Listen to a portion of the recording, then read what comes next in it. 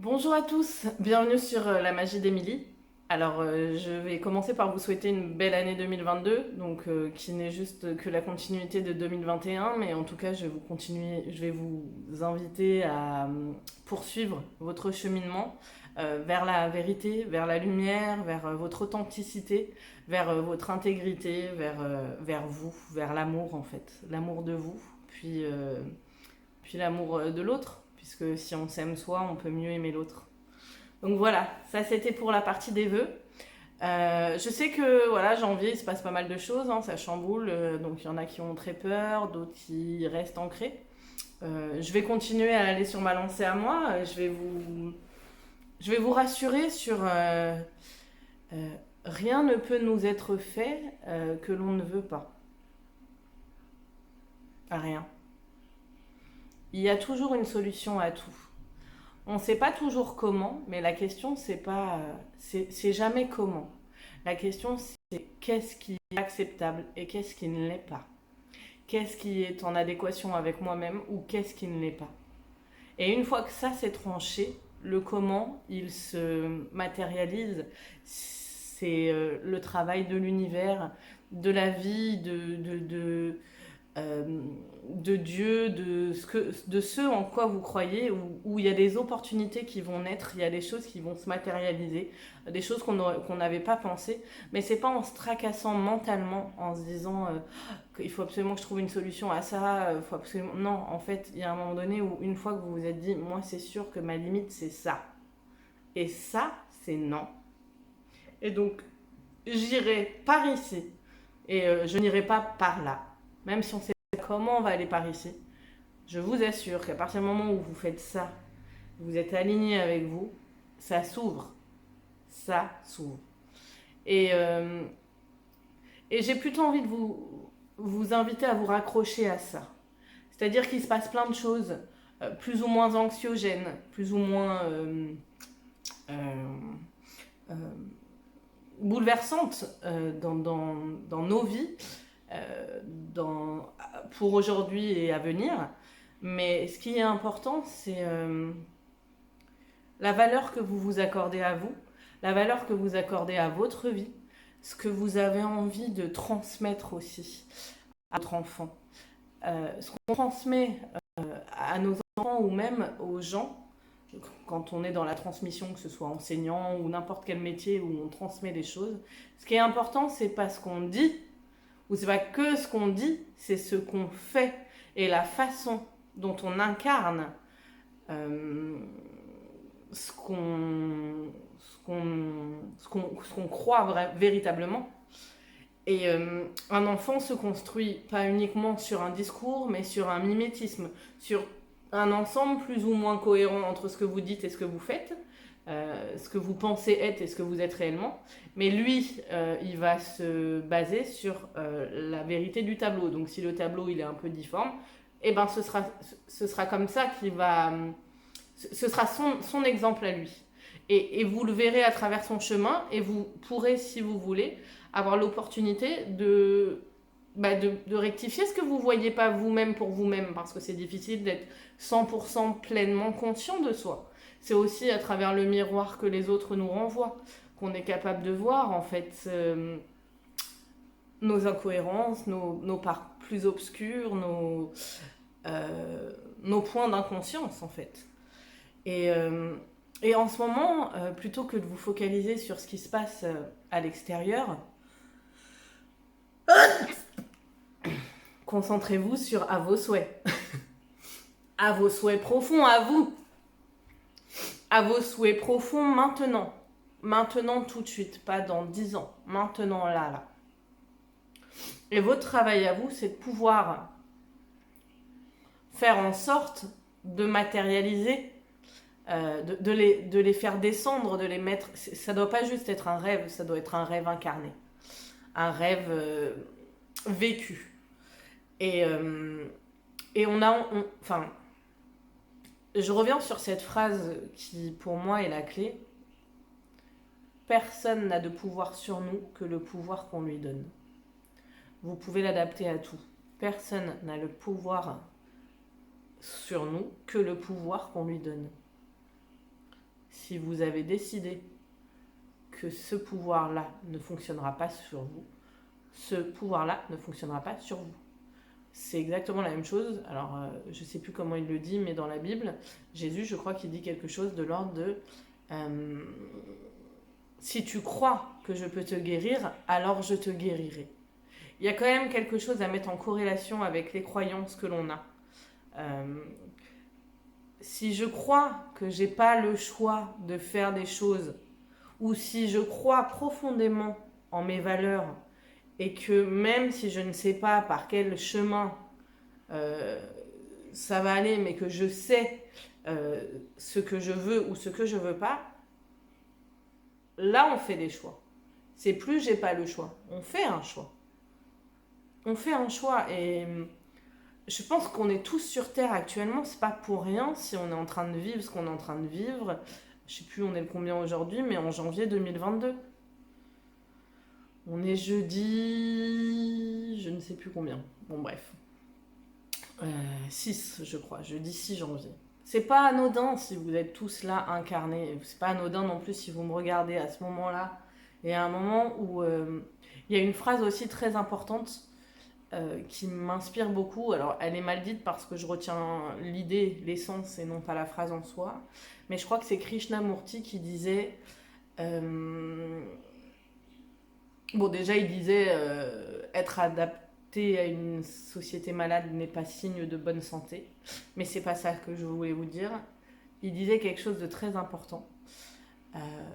Il disait qu'à partir du moment où on se rallie à un groupe de pensée, on perd sa liberté. Ça veut dire quoi? Ça veut dire ça veut dire que on n'est pas obligé de de tout prendre d'un mouvement. On n'est pas obligé de on n'est pas obligé non plus de piocher ce qu'on veut où on veut. En fait, ce qui nous est demandé, c'est de trouver le chemin spirituel, la vérité, via nous, pas via une personne, via un mouvement, via l'extérieur. Parce que on peut être dupé par plein de choses en fait. Et à partir du moment où on donne son pouvoir, c'est-à-dire qu'on arrête de penser, on se dit je suis en accord avec eux, donc comme je suis en accord avec eux, je serai d'accord avec tout. C'est comme ça qu'on va dans des dérives sectaires où à la fin le gars il te dit suicidez-vous collectivement ou j'en sais rien quoi. Enfin, là je suis dans une gravité extrême mais c'est un peu ça l'idée. C'est-à-dire que en ces temps-ci, il y a deux choses à se fier. À soi et à la source. La source, la lumière, ce que vous voulez. Et quand on ne sait pas ou qu'on n'est pas sûr, on revient avec humilité en demandant des conseils.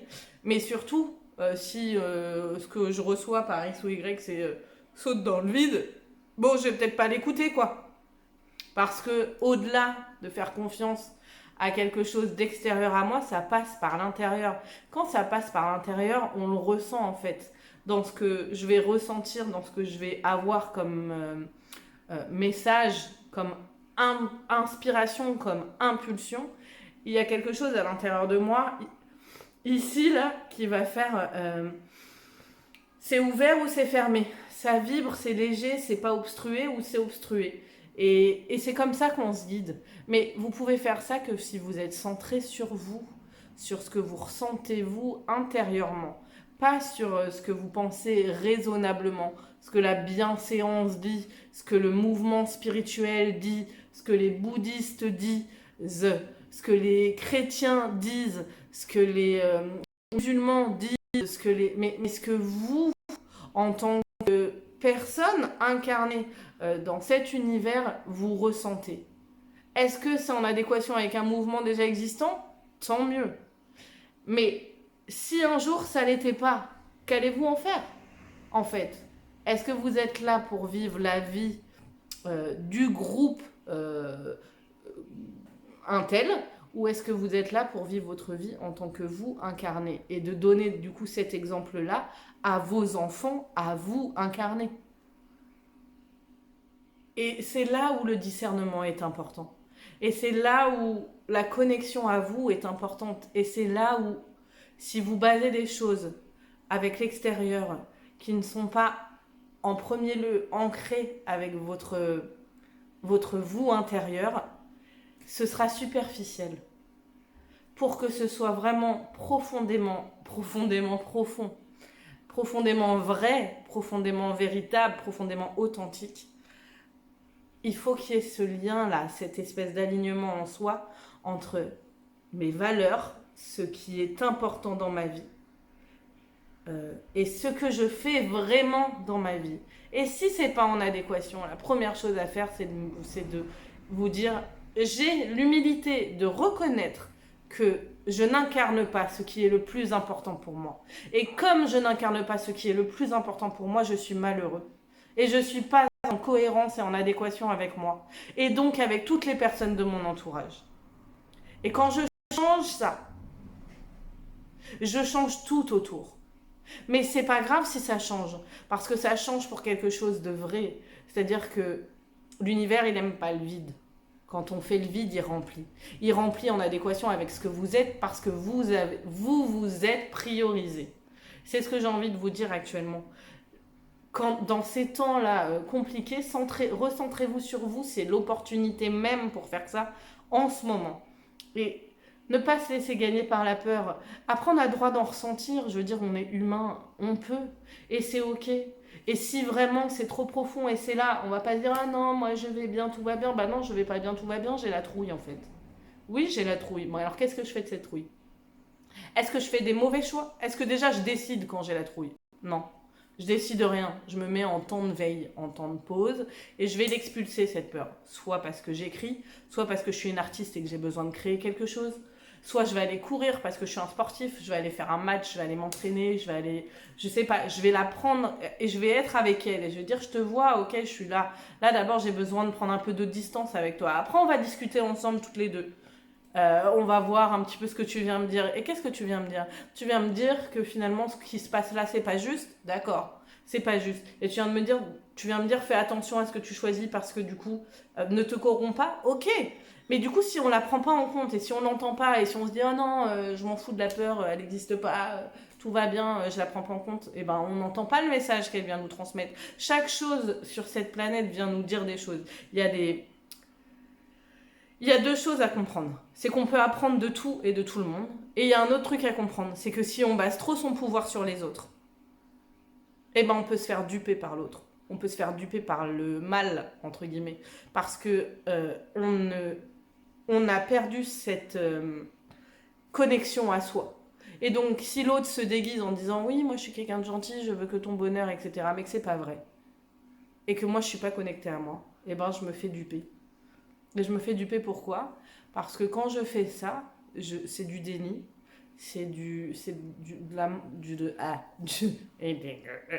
voilà, c'est du bug, c'est une anomalie.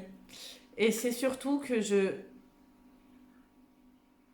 ne m'aime pas, je ne me priorise pas, je ne me valorise pas, je ne m'honore pas, je ne me considère pas. Si je ne me considère pas, qui me considérera? Si moi, je n'ai aucune considération pour moi-même, pour ma vie, qui me considérera? Quel exemple je donne à mes enfants? Quel exemple je donne aux autres autour de moi? Mis à part de ne pas me considérer. C'est là la clé. Et en fait, il n'y a pas de culpabilité à avoir, il n'y a pas de jugement sur soi à avoir. Il y a juste de l'humilité de se dire putain, ouais, c'est vrai. Et ouais, bah oui. Et c'était là depuis le début, quoi. Et une fois qu'on prend ça, mais qu'est-ce qui nous empêche de changer? Parce que c'est ça la beauté de la vie. La beauté de la vie, c'est pas dans le passé, c'est pas dans le futur, c'est maintenant. Si maintenant je suis vivant en conscience, j'ai le pouvoir universel sur moi, pas sur les autres. Sur moi, sur les personnes qui sont à ma charge à la limite, sur les décisions qui me sont propres. Mais si moi, je me responsabilise et je prends mes responsabilités, alors celui qui est à côté, imaginons qu'il le fasse aussi, et qu'on ait 20, 30, 50, 60, 70 à prendre nos responsabilités maintenant. Mais qu'est-ce qui se passe, les gars? Qu'est-ce qui se passe? Si tout le monde est là, conscient maintenant se pose les questions, réfléchit au sens des choses, et quand il le fait en conscience. Mais on n'en sera plus là. Parce que moi, il y a quelque chose auquel je suis quasiment sûre. Moi, j'ai pas un problème avec l'humanité. Moi, je pense que l'humanité est profondément bonne. Par contre, je pense qu'on n'a pas tous la même nature. On n'a pas tous le même niveau de conscience. On n'a pas tous les mêmes objectifs. Et quand on regarde le monde, il y a quelque chose dans la Bible qui est dit comme ça. Ceux qui sont en haut, alors je suis désolée, j'ai pas, mais ceux qui sont en haut, c'est ceux qui sont en bas, et ceux qui seront en bas, c'est ceux qui sont en haut, etc. Quand on regarde le monde dans lequel on vit actuellement, regardez bien. Ceux qui sont en haut, par quoi sont-ils guidés? Quelles sont leurs valeurs profondes? Quels sont leurs intérêts? Regardez les personnes qui sont en bas ou qui n'ont rien actuellement. Quelles sont leurs valeurs profondes? Quels sont leurs intérêts? Ce que j'ai envie de vous dire, c'est que il n'y a que maintenant qui existe. Demain, pour l'instant, il n'est pas créé encore. On verra demain, quand on le vivra dans cet instant T. Et quel sens je donne à ma vie si finalement tous les choix que je fais sont des choix par peur du lendemain, sont des choix par défaut, sont des choix par manque de courage, manque d'authenticité.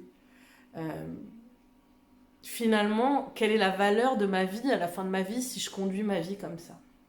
Est-ce que ce qui est important, c'est la longueur de la vie qu'on a et qu'on va avoir, ou c'est l'intensité et la noblesse de nos actions dans cette vie?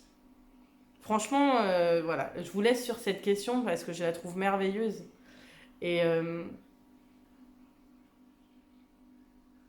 il y a toujours un chemin. Et le chemin, même si quelqu'un nous guide avec tout son amour, ce sera toujours vous qui l'arpenterez, ce sera toujours vous qui marcherez, parce que personne d'autre que vous ne sait ce qui vous semble juste et bon, et personne d'autre que vous ne pourra le faire. Par contre, vous pouvez avoir des aides, et j'en suis une. Si vous avez vraiment envie, n'hésitez pas, je vais mettre toutes mes coordonnées en dessous, donc Facebook, Instagram, ma chaîne YouTube, vous l'avez déjà, mon mail. Et n'hésitez pas, je fais des consultations privées. Et je vous donne tous les renseignements, que ce soit sur ma chaîne Facebook ou en mail. Je vous souhaite d'être en paix, de vous honorer et de ne pas avoir peur de la vie, parce que dans l'instant présent, vous avez le plein pouvoir sur votre vie, que vous en ayez l'impression ou non, ne l'oubliez jamais. Je vous souhaite une belle journée.